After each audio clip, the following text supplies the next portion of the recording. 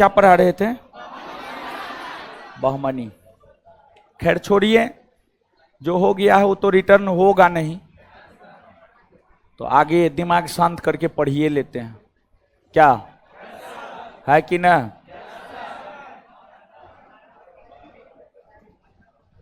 सब गौनू दास सब है। चलिए आ जाइए। बहमनी साम्राज्य, बहमनी साम्राज्य पढ़ा देंगे। बहमनी साम्राज्य बहुत ज्यादा महत्वपूर्ण है नहीं। अभी कमेंट एगो आ रहा था, सोनार की पुत्री के युद्ध के विषय में नहीं बताए बताए हैं, लिखाए ना है, नोट में ना है, आज के टेस्ट में दिए हैं। हाँ पता हमको भी है, समझ गए। बताए थे, हाँ बताए थे, सोनार पुत्री के युद्ध के विषय में बताए हैं, लिखाए ना है, नोट में नहीं है, इसलिए आज क्वेश्चन में दे दिए हैं। क्वेश्चन में आज के शनिवार वाले टेस्ट के क्वेश्चन में ना है, हाय समझ, हाय हाँ शुरुए में तो होगा हमको लगता है, हाँ शुरू में होगा, हाँ हाँ। चलिए चलिए ठीक है, अब सुनिए। बहमनी साम्राज्य की अगर हम लोग बात करें तो जो बहमनी साम्राज्य है बहुत ज्यादा महत्वपूर्ण है नहीं, लेकिन फिर भी हमारे सिलेबस का पार्ट है, इसलिए हम लोग पढ़ लेते हैं। बहमनी साम्राज्य, बहमनी साम्राज्य के विषय में हम आपको बताए थे कि जो बहमनी साम्राज्य है, बहमनी साम्राज्य है, बहमनी साम्राज्य की स्थापना 1347 में, 1347 में अलाउद्दीन हसन बहमन शाह या हसन गंगू ने किया था। अलाउद्दीन हसन बहमन शाह या हसन गंगू ने किया था, हसन गंगू ने किया था। अलाउद्दीन हसन बहमन शाह का उत्थान गंगू नामक ब्राह्मण के देखरेख में हुआ था, जिस कारण उसे हसन गंगू भी कहा जाता है। और हसन गंगू अपनी राजधानी गुलबर्गा को बनाया। गुलबर्गा को हसन गंगू ने अपनी राजधानी बनाया, और गुलबर्गा को राजधानी बना करके जो है हसन गंगू शासन प्रशासन करना शुरू किया। आपसे पूछा जाता है कि जो है बहमनियों की राजधानी कहाँ थी, तो बहमनियों की राजधानी की अगर हम लोग बात करें तो बहमनियों की राजधानी हुआ करती थी गुलबर्गा। कहां हुआ करती थी? गुलबर्गा हुआ करती थी। अब गुलबर्गा को राजधानी बनाकर हसन गंगू शासन प्रशासन किया 1347 से 1358 तक। 1358 ईस्वी में हसन गंगू का निधन हो गया। 1358 ईस्वी में जब हसन गंगू का निधन हो गया, तो हसन गंगू के निधन होने के बाद हसन गंगू का उत्तराधिकारी उसका पुत्र मोहम्मद शाह प्रथम बना। हसन गंगू का उत्तराधिकारी जो है उसका पुत्र मोहम्मद शाह प्रथम बना, मोहम्मद शाह प्रथम।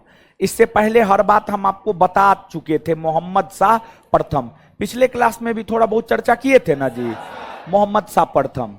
और जो मोहम्मद शाह प्रथम था, मोहम्मद शाह प्रथम का शासनकाल जो है 1358 से लेकर के 1375, 1358 से लेकर 1375। देखिए जो मोहम्मद शाह प्रथम था, जो मोहम्मद शाह प्रथम था, मोहम्मद शाह प्रथम काफी योग्य शासक था। और जब हम आपको विजयनगर साम्राज्य बता रहे थे, तो विजयनगर साम्राज्य के बताने के क्रम में भी मोहम्मद शाह प्रथम का नाम हम आपको लिए होंगे। मोहम्मद शाह प्रथम का नाम इस संदर्भ में हम आपसे लिए होंगे कि विजयनगर और बहमनी साम्राज्य के बीच जब संघर्ष हो रहा था, विजयनगर और बहमनी साम्राज्य के बीच जब संघर्ष हो रहा था, जब संघर्ष की शुरुआत हुई थी, तो संघर्ष की शुरुआत जब हुई थी तो विजयनगर साम्राज्य के शासक बुक्का प्रथम और बहमनी साम्राज्य के शासक मोहम्मद शाह प्रथम, यानी विजयनगर साम्राज्य के शासक जब बुक्का प्रथम थे ना, तो बुक्का प्रथम के समय और बहमनी साम्राज्य के शासक जब मोहम्मद शाह प्रथम थे, तो इन दोनों शासकों के समय से ही विजयनगर और बहमनी साम्राज्य के बीच संघर्ष की शुरुआत हुई। मोहम्मद शाह प्रथम का जो जीवन है, मोहम्मद शाह प्रथम का जीवन युद्ध में ही बीत गया। युद्ध में मोहम्मद शाह प्रथम का जीवन बीत गया। मोहम्मद शाह प्रथम कभी विजयनगर के साथ युद्ध लड़ता था, कभी वारंगल के साथ युद्ध लड़ता था। तो जो इसका शासनकाल है, इसके शासनकाल को अगर आप देखेंगे तो इसका शासनकाल जो है विजयनगर तथा अन्य साम्राज्यों के साथ युद्ध में ही बट गया। विजयनगर तथा अन्य साम्राज्यों के साथ युद्ध में ही जो है इनका समय गुजर गया। विजयनगर के साथ तो युद्ध लड़ा, ठीक है, इसके बाद अन्य साम्राज्यों के साथ भी युद्ध लड़ा। दूसरी बात देखिएगा, मोहम्मद शाह प्रथम ने बहमनी साम्राज्य के प्रशासनिक व्यवस्था को सुदृढ़ रूप प्रदान किया। मोहम्मद शाह प्रथम ने बहमनी साम्राज्य के प्रशासनिक व्यवस्था को सुदृढ़ रूप प्रदान किया, प्रशासनिक व्यवस्था को सुदृढ़ रूप प्रदान किया। अब प्रशासनिक व्यवस्था को सुदृढ़ रूप, प्रशासनिक व्यवस्था को सुदृढ़ रूप प्रदान करने को लेकर मोहम्मद शाह प्रथम ने अपने संपूर्ण साम्राज्य को, अपने संपूर्ण साम्राज्य को 4 प्रांत या 4 तरफ में बांट दिया। 4 प्रांत या 4 तरफ में बांट दिया। और जो 4 प्रांत या 4 तरफ में बांटा था, गुलबर्गा, दौलताबाद, बरार, बीदर। गुलबर्गा, दौलताबाद, बरार, बीदर। मोहम्मद शाह प्रथम प्रशासनिक व्यवस्था को सुदृढ़ करने के लिए ऐसा किया। और फिर मोहम्मद शाह प्रथम बहमनी साम्राज्य के अंतर्गत शासन प्रशासन किया। कालांतर में मोहम्मद शाह प्रथम का निधन 1375 में हो गया। 1375 में मोहम्मद शाह प्रथम का जब निधन हो गया, तो इसके निधन होने के बाद 22 वर्षों तक टोटल 5 गो शासक शासन किया। दाऊद हो गए, गयासुद्दीन हो गए, मोहम्मद शाह द्वितीय हो गए। ये सभी शासक शासन किए, लेकिन इन सभी शासकों का कोई ऐतिहासिक महत्व नहीं है। कालांतर में जाकर 1397 ईस्वी में एक शासक बना था, उसका नाम था ताजुद्दीन फिरोज शाह। 1397 ईस्वी में एक शासक बना था, उस शासक का नाम था ताजुद्दीन फिरोज शाह। ताजुद्दीन फिरोज शाह का शासन 1397 से 1422। ताजुद्दीन फिरोज शाह का शासनकाल 1397 से 1422। ताजुद्दीन फिरोज शाह ने भीमा नदी के तट पर फिरोजाबाद नामक नगर को बसाया। भीमा नदी के तट पर फिरोजाबाद नामक नगर को जो है ताजुद्दीन फिरोज शाह ने बसाया। दूसरी बात, जो ताजुद्दीन फिरोज शाह था, इनके भी शासनकाल का बहुत ज्यादा महत्व नहीं है। देखिए, ध्यान दीजिएगा, एगो बात बताते हैं आपको। बहमनी साम्राज्य का बहुत ज्यादा कुछ नहीं है। बहमनी साम्राज्य का आप क्वेश्चन बैंक पलट करके देखिएगा। क्वेश्चन बैंक पलट करके देखिएगा, देखिए 2 गो 3 गो प्रश्न मिलेगा मात्र। कौन कौन प्रश्न मिलेगा, ध्यान से सुनिएगा। एगो प्रश्न मिलेगा संस्थापक कौन है, एगो प्रश्न मिलेगा राजधानी कहां है, एगो प्रश्न मिलेगा कि कालांतर में जाकर के बहमनी साम्राज्य का जब पतन हुआ, तो बहमनी साम्राज्य के पतन होने के बाद बहमनी साम्राज्य 5 प्रांतों में बट गया था। बरार, बरार के बाद बीदर, गोलकुंडा, अहमदनगर, बीजापुर। गोलकुंडा, अहमदनगर, बीजापुर, ये जो 5 प्रांत में बट गया था ना, तो ये 5 प्रांत के विषय में पूछा जाता है। कौन प्रांत बहमनी साम्राज्य से कब स्वतंत्र हुआ, कहां पर कौन वंश के शासन की स्थापना हुई, किसने स्थापना किया। जैसे कहीं पर कुतुबशाही वंश के शासन की स्थापना हुई गोलकुंडा में, तो गोलकुंडा में कुतुबशाही वंश की स्थापना किसने की। बीदर में बरीद शाही वंश की स्थापना हुई, तो बीदर में बरीद शाही वंश की स्थापना किसने की, कब की। ये प्रश्न जो है आपको मूल तौर पर पूछा जाता है, 2-3 प्रश्न। बाद बाकी अगर आप देखेंगे कि बहमनी साम्राज्य के शासकों से संबंधित बहुत ज्यादा चीज पूछा जाता है, तो बहुत ज्यादा चीज जो है बहमनी साम्राज्य के शासकों से संबंधित ना के बराबर ही पूछा जाता है। लेकिन फिर भी थोड़ा बहुत आप जानिए कि ताजुद्दीन फिरोज शाह का शासन 1397 से 1422 तक रहा, जिन्होंने भीमा नदी के तट पर फिरोजाबाद नामक शहर को बसाया। ताजुद्दीन फिरोज शाह के बाद अगला शासक बना था सिहाबुद्दीन अहमद प्रथम। सिहाबुद्दीन अहमद प्रथम की अगर आप बात करेंगे तो उन्हें संत अहमद कहा जाता है। उनकी उदारता के कारण, उनके स्वभाव के कारण, उनके व्यवहार विचार के कारण जो है उन्हें संत अहमद कहा जाता है। और सिहाबुद्दीन अहमद प्रथम का जो संबंध रहा है गेसु दराज के साथ रहा, गेसु दराज जो है दक्षिण भारत के एक बहुत बड़े संत हुआ करते थे, उनके साथ जो है सिहाबुद्दीन अहमद प्रथम का संबंध रहा है। सिहाबुद्दीन अहमद प्रथम के बाद जो है अगले शासक बने हैं आपको अलाउद्दीन अहमद द्वितीय बने हैं। और अलाउद्दीन अहमद द्वितीय, जैसे मोहम्मद शाह प्रथम का पूरा जीवन काल युद्ध में ही गुजर गया था, उसी प्रकार से अलाउद्दीन अहमद द्वितीय का भी पूरा जीवन काल युद्ध में ही गुजर गया था। और अलाउद्दीन अहमद द्वितीय के बाद अगला शासक बना था, उसका नाम था हुमायूं। क्या नाम था? हुमायूं शाह नाम था। क्या नाम था? हुमायूं। देखिए, एगो हुमायूं को पढ़िएगा आप मुगल वंश में, और एगो हुमायूं शाह को आप यहां पर पढ़ रहे हैं तो बहमनी साम्राज्य में पढ़ रहे हैं। तो बहमनी साम्राज्य का जो हुमायूं शाह है ना, इसका बहुत ज्यादा ऐतिहासिक महत्व नहीं है।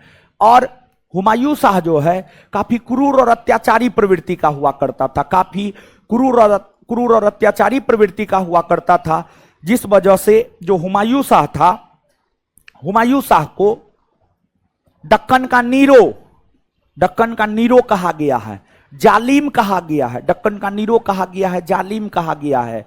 ये सब उपाधि से जो है हुमायूं शाह को नवाजा गया है। ये सब उपाधि से हुमायूं शाह को जो है नवाजा गया है।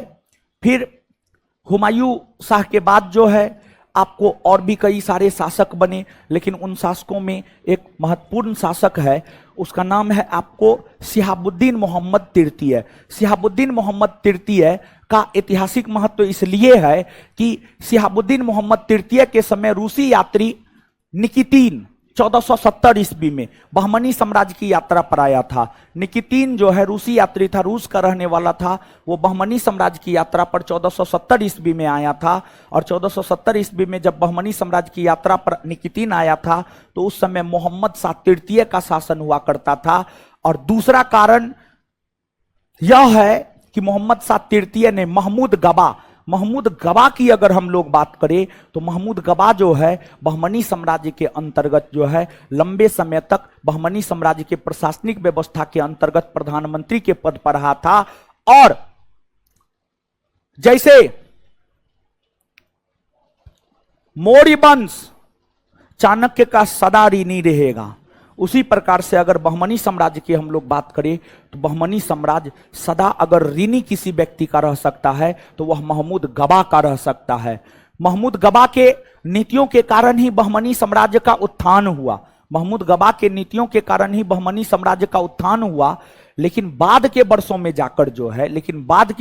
जाकर के राज्य में आंतरिक कलह के वजह से महमूद गबा पर जो है राजद्रोह का आरोप लगा दिया गया। और महमूद गबा पर राजद्रोह का आरोप लगा करके जो है उनको फांसी पर लटका दिया गया। महमूद गबा को राजद्रोह का आरोप लगा करके जो उनको फांसी पर लटका दिया गया, ये बहमनी साम्राज्य के पतन के कारणों में से एक प्रमुख कारण है। ऐसे जब किसी भी साम्राज्य का पतन होता है तो किसी भी साम्राज्य के पतन के कई सारे कारण होते हैं। बहमनी साम्राज्य के पतन के भी कई सारे कारण हैं। कई सारे कारणों में एक प्रमुख कारण यह है कि महमूद गबा जैसे योग्य प्रधानमंत्री को आंतरिक कलह के वजह से राजद्रोह का आरोप लगा करके जो है फांसी पर लटका दिया जाना एक बहमनी साम्राज्य के पतन का कारण ये है। फिर बहमनी साम्राज्य के पतन के दूसरा कारण अगर आप देखेंगे तो इस वंश के जो शासक थे यानी बहमनी वंश के जो शासक थे काफी निरंकुश थे, अपने मन मुताबिक डिसीजन लेते थे। दूसरा, बहमनी वंश के जो शासक थे भोग और विलासी प्रवृत्ति का था। तो ये तमाम कारण हुए जिस वजह से बहमनी साम्राज्य का पतन हुआ। और अगर बात बहमनी साम्राज्य की जाए तो बहमनी साम्राज्य के जो अंतिम शासक है, बहमनी साम्राज्य के अंतिम शासक के तौर पर चर्चा मिलता है कलीमुल्लाह का। किसका चर्चा? कलीमुल्लाह का। बहमनी साम्राज्य के अंतिम शासक कौन हुए?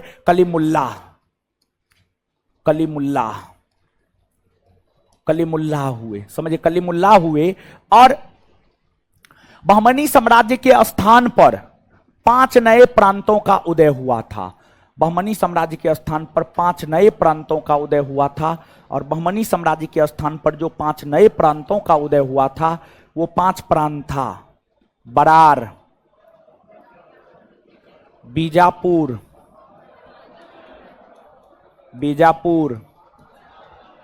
अहमदनगर, गोलकुंडा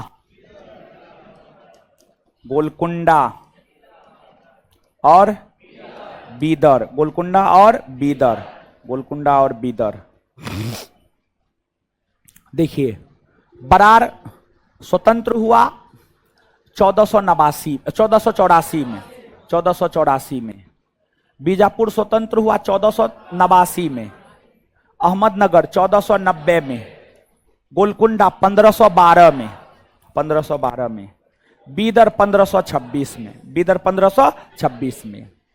बरार में इमाद शाही वंश के शासन की स्थापना हुई। बरार में जिस वंश के शासन की स्थापना हुई थी वह वंश था इमाद शाही वंश। कौन सा वंश था? इमाद शाही वंश। और बरार में एक मिनट। बरार में जिस वंश के शासन की स्थापना हुई थी वह वंश था आपको इमाद शाही वंश था। और जिसने बरार में इमाद शाही वंश के शासन की स्थापना की थी, अर्थात जो संस्थापक था, अगर संस्थापक की हम लोग बात करें तो संस्थापक था फतहुल्लाह इमाद शाह। फतहुल्लाह इमाद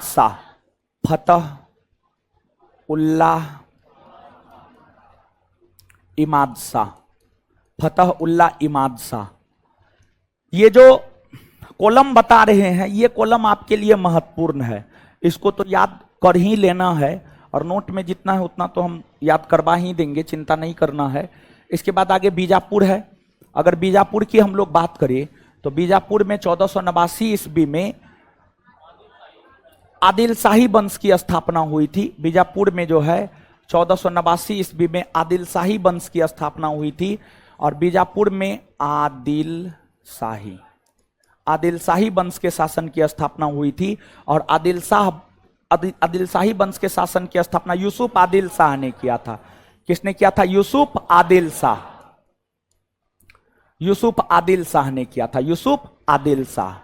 फिर इसके बाद आगे अहमदनगर है। अहमदनगर में 1490 ईस्वी में जो है आपको निजाम शाही वंश के शासन की स्थापना हुई थी। और यहां पर निजाम शाही वंश के शासन की स्थापना मलिक अहमद ने किया था। किसने किया था? मलिक अहमद ने किया था। और गोलकुंडा में कुतुब शाही वंश के शासन की स्थापना हुई थी। कुतुब शाही। और जो कुतुब शाही वंश के शासन की स्थापना हुई थी इसकी स्थापना किया था कुली कुतुब शाह। कौन किया था? कुली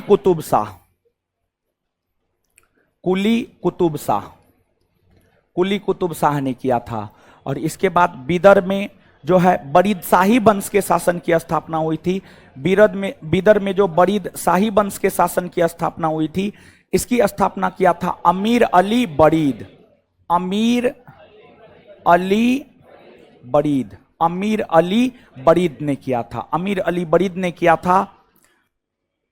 बहमनी साम्राज्य यही 5 प्रांतों में बाद में जाकर के विभक्त हो गया, और जो 5 प्रांतों में जाकर के विभक्त हुआ, कब बहमनी साम्राज्य से ये सब प्रांत स्वतंत्र हुए, कहां किस वंश के शासन की स्थापना हुई और कहां किसने स्थापना किया, संस्थापक कौन थे, ये जो कॉलम है इस चैप्टर का सबसे महत्वपूर्ण कॉलम है। ये इस चैप्टर का सबसे महत्वपूर्ण कॉलम है और इस चैप्टर का सबसे महत्वपूर्ण तथ्य है, सबसे महत्वपूर्ण फैक्ट है। इस चैप्टर में संस्थापक, अंतिम शासक, राजधानी के अलावा इस कॉलम को याद रखना है, बाद बाकी आपको कुछ भी याद रखने की जरूरत नहीं है। ठीक है, अब जो है नोट दीजिए तो गुरुजी लोग, चलिए आइए तो नोट पलटिए अपना अपना।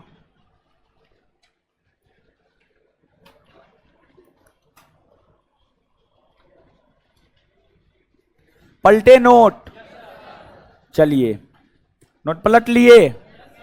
हाँ,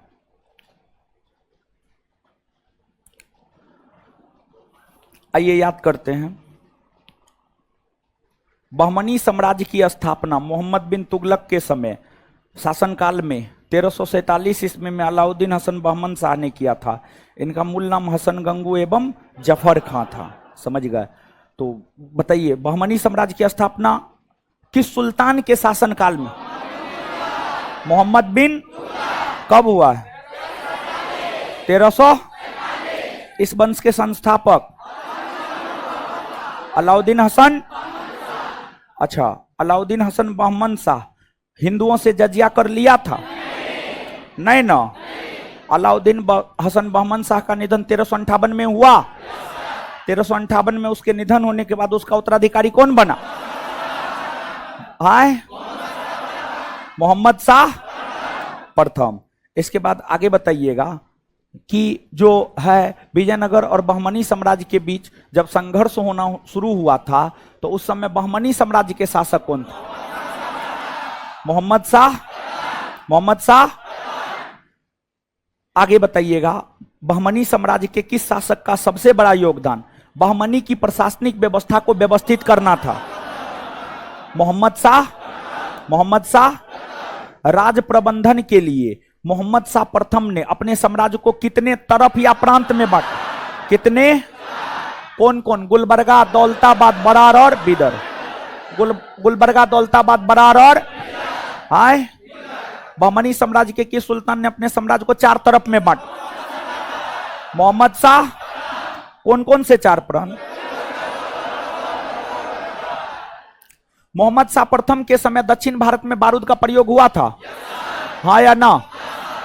देखिए, एक बात समझिएगा, एक बात समझिएगा यहां पर, ठीक है। देखिए, पहली बार भारत में एक तो बारूद का जो प्रवेश भारत में हुआ है चीन के जरिए हुआ है। चीन के जरिए। कहां? चीन। बारूद का प्रयोग भारत में किस देश के जरिए हुआ? किस देश के जरिए? चीन के। बारूद का प्रवेश भारत में किस देश के जरिए? दूसरी बात, उत्तर भारत में पहली बार बारूद का प्रयोग बाबर ने किया था। किसने किया था? बाबर। किसने किया था? उत्तर भारत में बारूद का प्रयोग पहली बार किसने किया? किसने किया? इसके बाद दक्षिण भारत में पहली बार बारूद का प्रयोग विजयनगर और बहमनी साम्राज्य के बीच जब संघर्ष हुआ तो उस दौरान हुआ। दक्षिण भारत में बारूद का प्रयोग तब हुआ जब विजयनगर और बहमनी साम्राज्य के बीच संघर्ष, जब विजयनगर और बहमनी साम्राज्य के बीच संघर्ष हुआ। ठीक है, संघर्ष हुआ।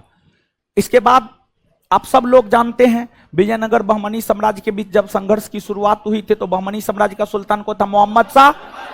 मोहम्मद शाह। मोहम्मद शाह। चलिए, मोहम्मद शाह प्रथम के निधन होने के बाद 22 वर्षों में 5 शासक बना, लेकिन उन 5 शासकों का कोई महत्व है नहीं। इसके बाद अगला महत्वपूर्ण शासक बना ताजुद्दीन फिरोज शाह। कौन बना? ताजुद्दीन। ताजुद्दीन। ताजुद्दीन फिरोज शाह का शासनकाल कब से कब तक? 1397 से 1397 से ताजुद्दीन फिरोज शाह का शासनकाल कब से कब तक? 1397 से। ताजुद्दीन फिरोज शाह केरला के शासक नरसिंह राय के साथ युद्ध लड़ा और उसको हराकर बरार का प्रांत अपने साम्राज्य में जीतकर मिला लिया। तो ताजुद्दीन फिरोज शाह केरला के किस शासक को पराजित कर बरार का प्रांत जीत आए? क्या? और ताजुद्दीन फिरोज शाह ने विजयनगर साम्राज्य के किस शासक को पराजित किया? देवराय। देवराय। और फिरोज शाह कला प्रेमी और एक सुलेखक था। उसने अरबी, फारसी और तुर्की के अलावा तेलुगु, मराठी और मलयालम भाषा का अच्छा ज्ञान था। इन्होंने भीमा नदी के तट पर फिरोजाबाद की स्थापना की। भीमा नदी के तट पर फिरोजाबाद को किसने बसाया? ताजुद्दीन। ताजुद्दीन। और ताजुद्दीन फिरोज शाह के बाद आगे कौन बना है? सिहाबुद्दीन अहमद। सिहाबुद्दीन अहमद। देखिए, बहमनी साम्राज्य की राजधानी गुलबर्गा, लेकिन सिहाबुद्दीन अहमद प्रथम ने अपनी राजधानी गुलबर्गा से हटाकर बीदर को बनाया। किसको बनाया? तो बहमनी साम्राज्य की राजधानी कहां थी जी? गुलबर्गा।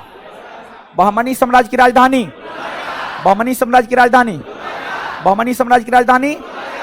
और किसने बहमनी साम्राज्य की राजधानी गुलबर्गा से हटाकर बीदर को बनाया? सिहाबुद्दीन अहमद। सिहाबुद्दीन अहमद। सिहाबुद्दीन अहमद। संत अहमद किसे कहा जाता? सिहाबुद्दीन अहमद। संत अहमद किसे कहा जाता? प्रसिद्ध संत गेसु दराज के साथ बहमनी साम्राज्य के किस सुल्तान का संबंध था? सिहाबुद्दीन अहमद। मिराज उल आस्किनी की रचना गेसु दराज ने किया है। एक उर्दू पुस्तक है मिराज उल आस्किनी, उसकी रचना गेसु दराज ने किया है। तो मिराज उल आस्किनी की रचना किसने किया? मिराज उल आस्किनी की रचना गेसु। मिराज उल आस्किनी की रचना गेसु। सिहाबुद्दीन अहमद प्रथम का उत्तराधिकारी कौन बना? अलाउद्दीन अहमद। और अलाउद्दीन अहमद द्वितीय के बाद हुमायूं शाह। कौन बना है? कौन बना है? हुमायूं शाह। जालिम और दक्कन का नीरो किसे कहा जाता? जालिम और दक्कन का नीरो, जालिम और दक्कन का नीरो हुमायूं शाह। हुमायूं शाह। और इसके बाद कालांतर में जाकर के बहमनी साम्राज्य कितने प्रांतों में बट कितने प्रांतों में कितने प्रांतों में 5 प्रांत में बटा था। और जो 5 प्रांत में बटा था, वो 5 प्रांत कौन कौन था? बोर्ड पे लिखा होगा, देखो। आए? क्लियर है? चलिए, इसके बाद आगे देखिएगा। इसके बाद जो है सबसे पहले बहमनी साम्राज्य के प्रांत से सबसे पहले जो है अलग हुआ था कौन? बरार। सबसे पहले अलग हुआ। सबसे अंतिम में सबसे अंतिम में कौन अलग हुआ था? बीदर अलग हुआ था। समझ गए? बीदर अलग हुआ था। तो आइए याद करते हैं। बरार बहमनी साम्राज्य से स्वतंत्र कब हुआ? बरार कब स्वतंत्र हुआ? बीजापुर कब स्वतंत्र हुआ? अहमदनगर कब स्वतंत्र हुआ? गोलकुंडा कब स्वतंत्र हुआ? बीदर कब स्वतंत्र हुआ? बरार में कौन वंश के शासन? बरार में इमाद शाही वंश के शासन की स्थापना किसने किया? फतेहुल्लाह। बरार में इमाद शाही वंश की स्थापना किसने की? बीजापुर में आदिल शाही वंश के शासन की स्थापना यूसुफ। बीजापुर में आदिल शाही वंश के शासन की स्थापना किसने किया? यूसुफ। अहमदनगर में निजाम शाही वंश के शासन की स्थापना किसने किया? अहमदनगर में निजाम शाही वंश के शासन की स्थापना किस? गोलकुंडा में कुतुब शाही वंश के गोलकुंडा में। बीदर में बरीद शाही वंश के शासन की स्थापना किसने किया? अमीर अली बरीद ने। बीदर में बरीद शाही वंश के शासन की स्थापना किसने किया? अमीर अली बरीद। और बहमनी साम्राज्य के अंतिम शासक कौन बने हैं जी? कौन बने हैं? अंतिम शासक कौन बने? कलीमुल्ला। अंतिम शासक कलीमुल्ला। बात क्लियर है? चलिए ठीक है, इसको जो है पढ़ लीजिएगा। अब इसके बाद जो है नोट में देखिएगा थोड़ा सा। इसके बाद नोट में जो है अन्य प्रांतीय राज्य जैसे जौनपुर हो गया, मालवा हो गया, गुजरात हो गया, मेवाड़ हो गया, बंगाल हो गया, कश्मीर हो गया, खानदेश हो गया, इस सब को आप अपना पढ़ लीजिएगा। ये सब हम नहीं पढ़ाएंगे, ठीक है, नहीं पढ़ाएंगे, नहीं पढ़ाएंगे, पढ़ लीजिएगा आप अपना। भक्ति और सूफी आंदोलन ही पढ़ाएंगे, लेकिन जो है जितना नोट में है उतना ही नहीं पढ़ाएंगे, इससे बहुत ज्यादा पढ़ाएंगे। इतना में अब आपका काम भी नहीं चल सकता है भक्ति और सूफी आंदोलन में। भक्ति और सूफी आंदोलन पढ़ाएंगे। भक्ति और सूफी आंदोलन के बाद जो अगला चैप्टर है वह है आपको मुगल काल। क्या है? मुगल काल। मध्यकालीन भारतीय इतिहास का सबसे महत्वपूर्ण टॉपिक कौन है? मुगल। मुगल है। तो जो है पहले मुगल पढ़ाएंगे, मुगल के बाद मराठा पढ़ाएंगे, मुगल के बाद मराठा पढ़ाएंगे और उसके बाद भक्ति सूफी पढ़ाएंगे। सबसे अंतिम में भक्ति सूफी पढ़ाएंगे। भक्ति सूफी पढ़ा करके मध्यकालीन भारतीय इतिहास को समाप्त करने की घोषणा करेंगे। अब आज के सेशन में जो हम आपको अगला चैप्टर पढ़ाने जा रहे हैं वह मुगल काल। समझ गए? ये बीच में जो है ना, ये छोटे छोटे राज्य में टाइम वेस्ट करने से कोई फायदा है नहीं। समझ गए? बहुत ज्यादा प्रश्न पूछा जाता है नहीं। मध्यकालीन भारतीय इतिहास में दिल्ली सल्तनत, दूसरा मुगल। ठीक है, तो मुगल की शुरुआत करते हैं। बेवजह टाइम वेस्ट करने से कोई मतलब है नहीं। समझ गए? आप अपना पढ़ लीजिएगा। आइए मुगल काल की शुरुआत करते हैं। लीजिए जी, मुगल काल पढ़ाएंगे। ठीक है।